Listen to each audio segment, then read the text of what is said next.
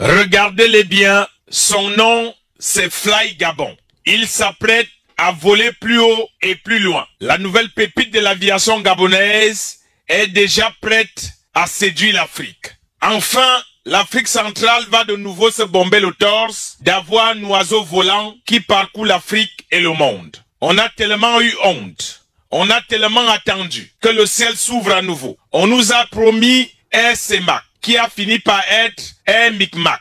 L'Afrique centrale était tellement moquée de manquer de compagnies aériennes capables de rivaliser d'adresse avec les autres sous-régions.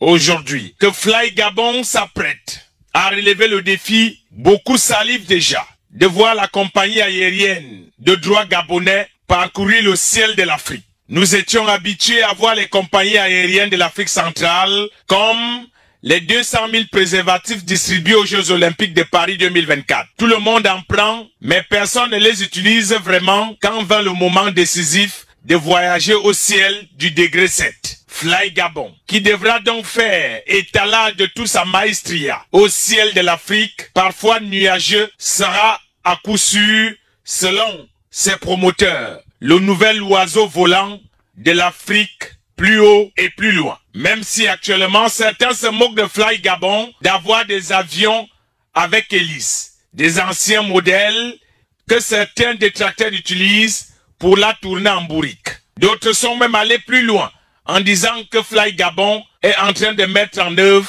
des cercueils volants. Même ces calomnies ne suffiront pas à décourager cette belle idée de voir l'Afrique centrale enfin rayonner par un oiseau volant majestueux. Parce qu'en Afrique centrale, nous sommes médaillés d'or olympique des parachutistes d'avions de nuit furtifs, des avions en boîte de sardines, où même les enfants de 5 ans sont diplômés en aéronautique mystique.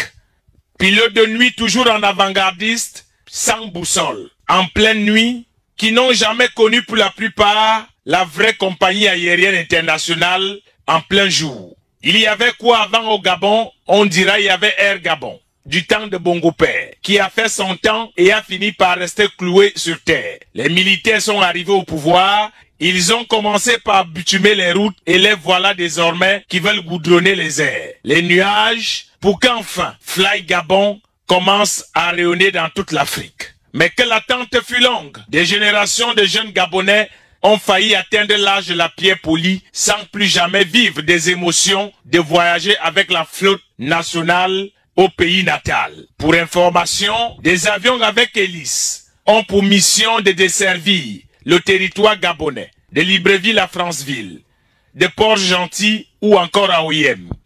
Les aéronefs qui sont en cours d'acquisition parcourront l'Afrique, comme on dit ailleurs, célébrons-nous vivants et n'ayons pas honte d'acclamer ce qui se fait de bien chez les voisins.